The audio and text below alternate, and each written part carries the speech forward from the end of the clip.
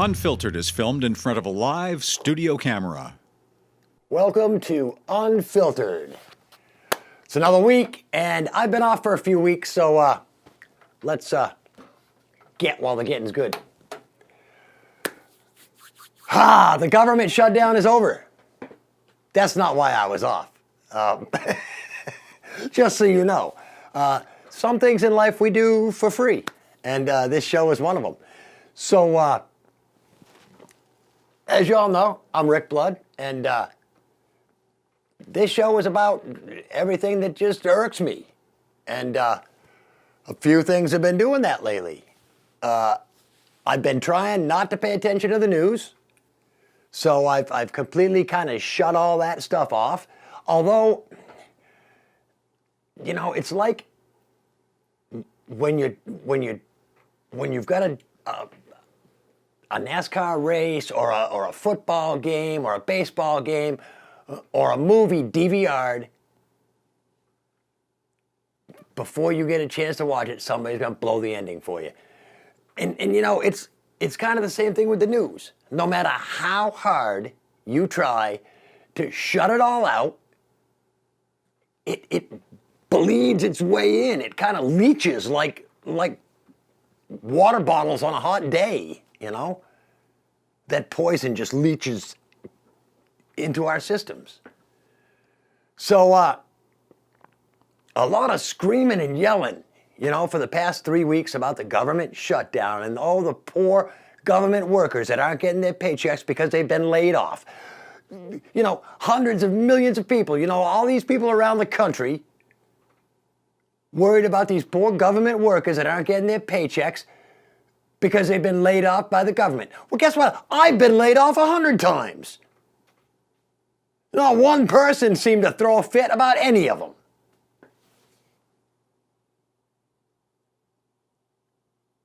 This is what I mean when I talk about these people are out of touch with reality. Oh, cry for the poor government workers, they get laid off. Jesus, I know people that get laid off every winter and have to find something to do through the cold months up here in New Hampshire because they can't be outside building houses. So guess what? Construction companies lay them off. Nobody cries for them. They do what other real Americans do, and that's pick yourself up, find another temporary job to hold you through.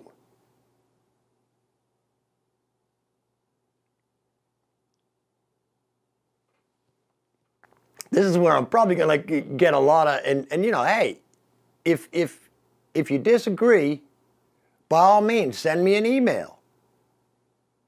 You can send it to me at Cheshire TV. You know, my email is ourblood@cheshiretv.org. You can send it right there. That's basically one of the only emails that I check constantly because it's my work email.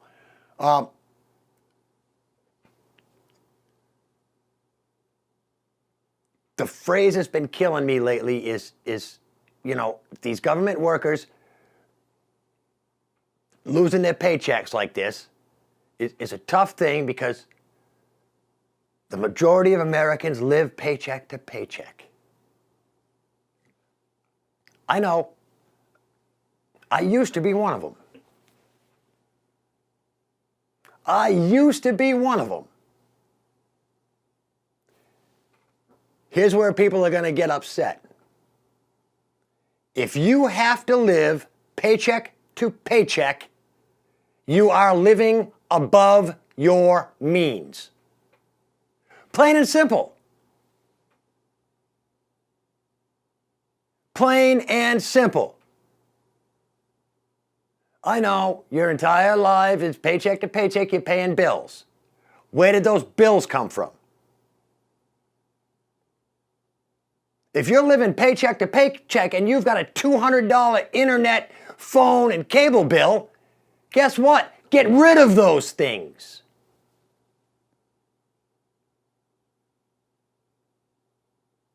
I don't live paycheck to paycheck because I've been sacrificing a lot to get me to the point where I am.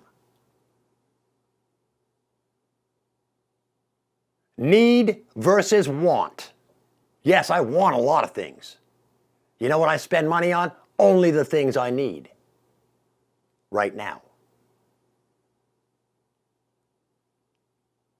And because of that, come summertime and air show seasons, I can afford to travel. I had eye surgery last July. Boom, big hit. Big hit.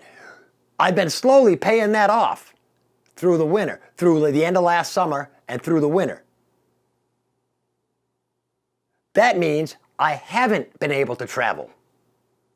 Oh, I could have just kept traveling until I was broke and living paycheck to paycheck. But no. You don't. You sacrifice things.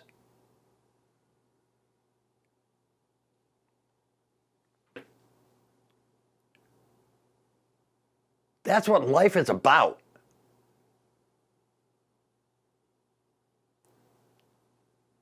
You don't cry poverty when you've got a $1,000 TV on your wall.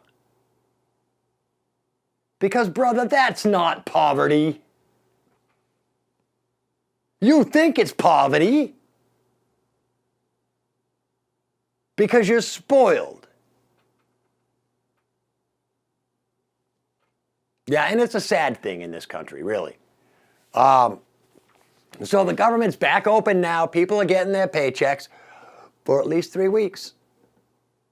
And Trump has said, you know, and the thing that gets me is these Democrats, they don't even come to the table. That's, you know, they're blaming it. It's all Trump's fault. It's all Trump's fault. Well, Trump says, come in, let's negotiate. And they say, oh, we're not going to negotiate with you. That's on the Democrats. Yes. And again, it's division. You know,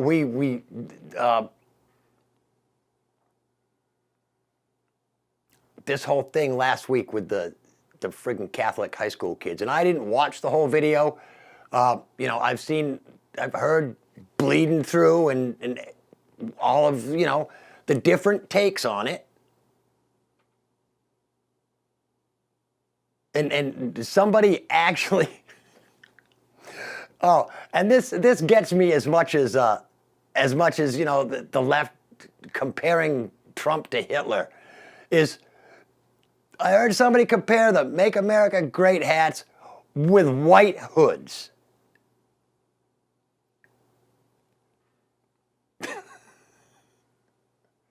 It's a friggin' hat, people. Come on. Take that big stick out of your butt and I'm going to lay out, here's the reason that I voted for Trump. The one reason that I voted for Trump is he was not a politician. Why doesn't anybody seem to understand that?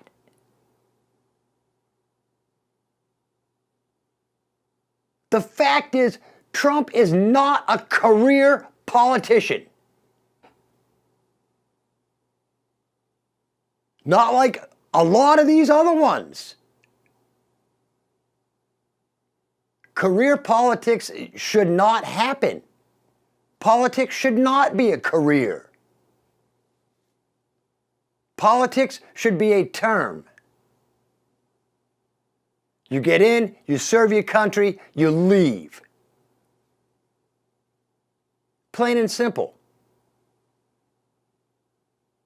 But because there's so much money in politics, people make careers out of politics, and it's stupid. And people change. Man, oh man. Politicians, once you become a politician, and I see it right with our own city council here in Keene, once you become a politician, once you become a council member, you it's one of those look down your nose at everybody.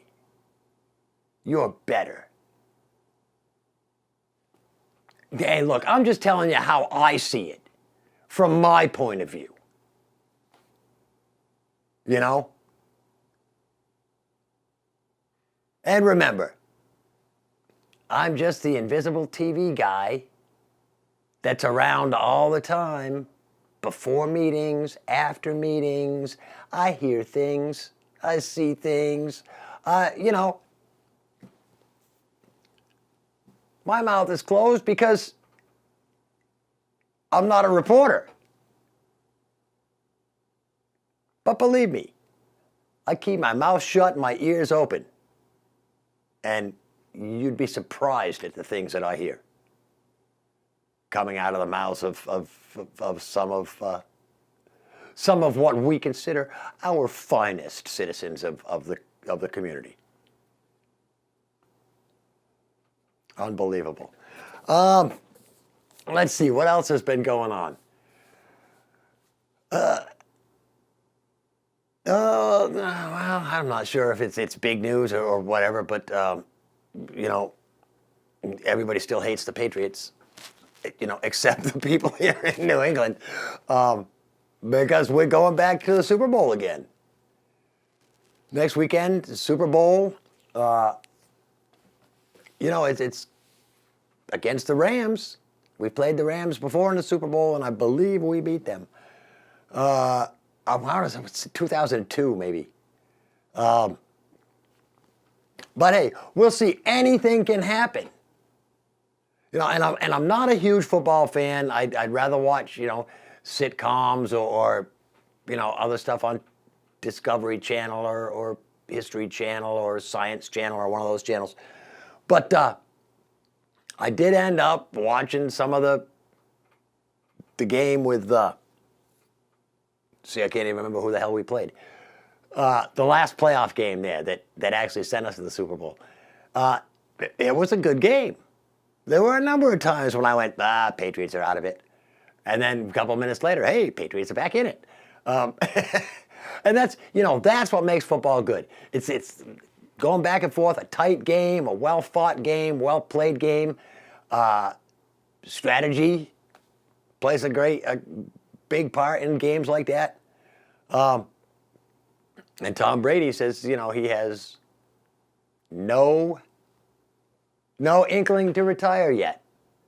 Matter of fact, one of the little sound bites I saw said he was talking about 45. He set a goal for himself for 45, to make it until he's 45, which is tough for quarterbacks, you know. Probably tougher for linemen and things like that. But yeah, 45. But we'll see if he, you know, maybe he can push it to 50. Maybe Tom Brady could be the first 50-year-old quarterback. And I'm not sure. I don't research any of this stuff because all of it comes off the top of my head. But I'm wondering now who the oldest quarterback was. I almost want to say I remember hearing about somebody that was playing at 46, maybe. But I'm not sure. Again, hey, if you know, email me, and I'll announce it on the next show. Or go to the Facebook page and post it on my Unfiltered Facebook page. If you go to Facebook and you type in @RickRants, that's fitting, isn't it?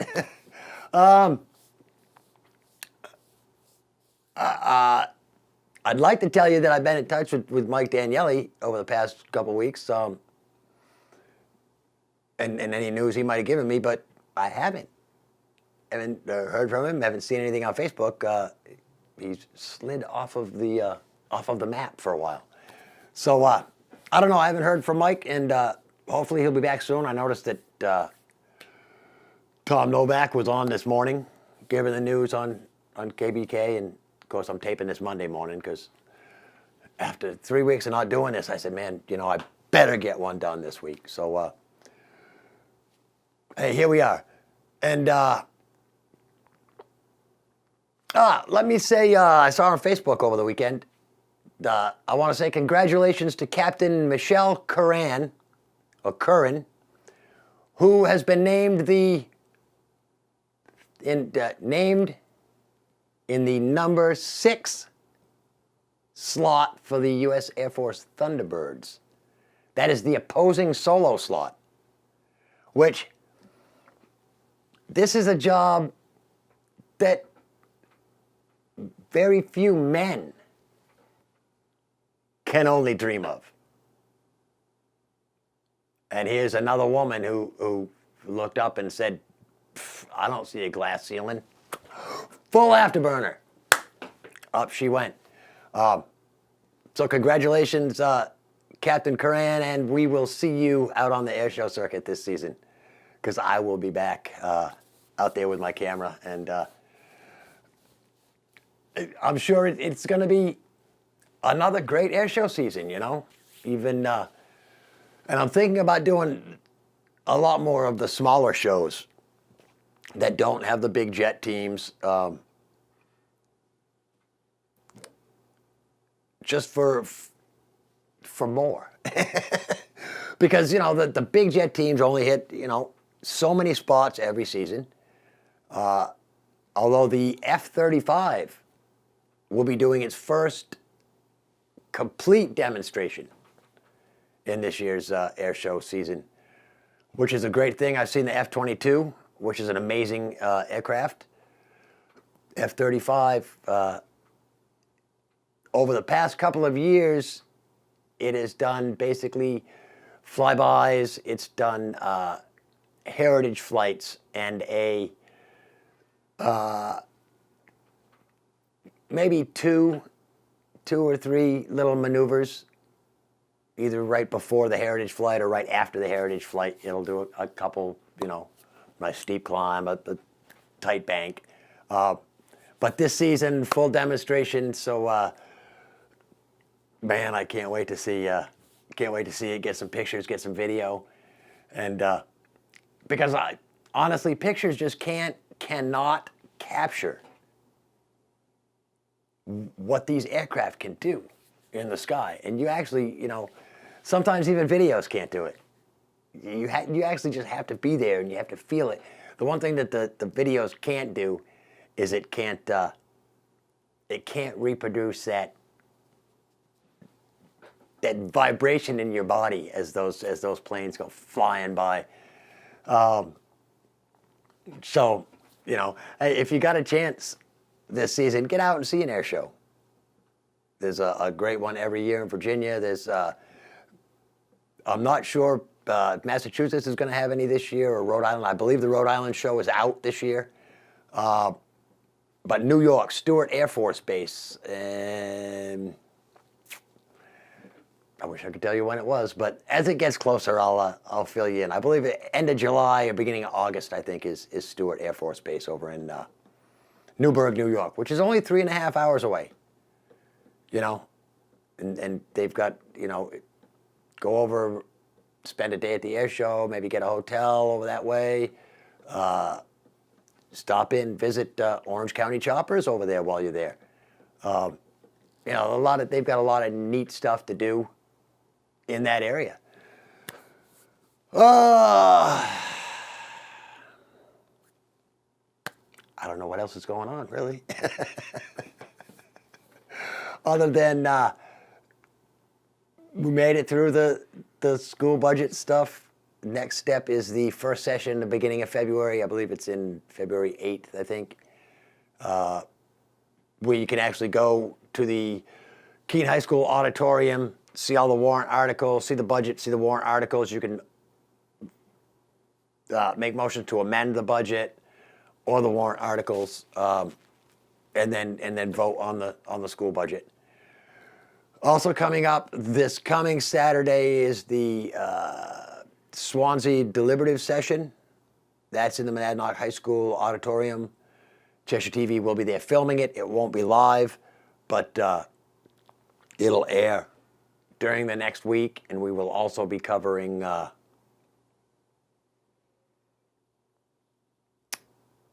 couple other of the I believe the school board budget deliberations and the something 2 weeks out for Swansea. But go on to the Swansea City calendar, Swansea Town calendar, and and you'll see all that stuff listed. Next week, next Monday night, a week from last night, Cheshire TV will start covering zoning board of adjustment meetings from City Hall. They'll be done live, shown on the former Channel 10 government channel, which is now 1302 or 1303. Still, we're on both channels the old Channel 10. 1302, 1303. So, zoning board of adjustment meetings, I'm told, that's like the meat and potatoes a lot of the meat and potatoes kind of stuff. Very interesting conversations, sometimes long conversations. But Cheshire TV will be starting to cover those as part of our operating budget operating agreement with the city. They've added that meeting to our list of standing committees and city council and planning board. So again, a little bit more transparency from the city, slow but sure. And maybe it'll be interesting. A lot of you folks like those city meetings, and a lot of you folks watch a lot more channel 1304. See, that's hard to say. 1302, 1303, than you do 1301, which is the former Channel 8. Let's see. Other than that, not much is going on. Things are quiet. I'm happy, again, because I'm trying to stay away from all the crazy news. That's what will make you crazy, is watching the news, listening to these people tell you how you should feel. Instead of getting up and choosing how you're going to feel, your feelings are all reactive instead of proactive. And remember, if you're proactive, your life will be great. Because you're the one that's in charge of your life. And that's why I'm so happy. On top of the fact that we're pushing February pretty close, and I'm within 2 months of my first air show. Seriously thinking about doing Melbourne again this year. It'll be the third year down there, and I believe it's the Thunderbirds, or maybe not the Thunderbirds, but at the very least, it is the first full demonstration by the F-35. So, I don't know. I wait a little close till it gets a little closer, and I'll search the air shows, search the performers they've got, and make a choice based on that. So let's go back over here. Oh, with a slow fade. And I looked right at that button before I pushed it, and I still pushed it. What can you do? Slightly less busier week than it has been this week as far as work goes. Next week it's going to get a little bit busier, and then a little bit busier even more with all these deliberative sessions and the city budget getting ready to do all their big reviews. It started this past Thursday. FOP had a capital improvements projects overview, or at least the first part of it. And I think in 2 weeks is the next one. But again, I'll keep you informed. I'll keep Danny informed on WKBK as to what meetings are happening, and make sure you guys are all fully informed as to what's going on here in the city. So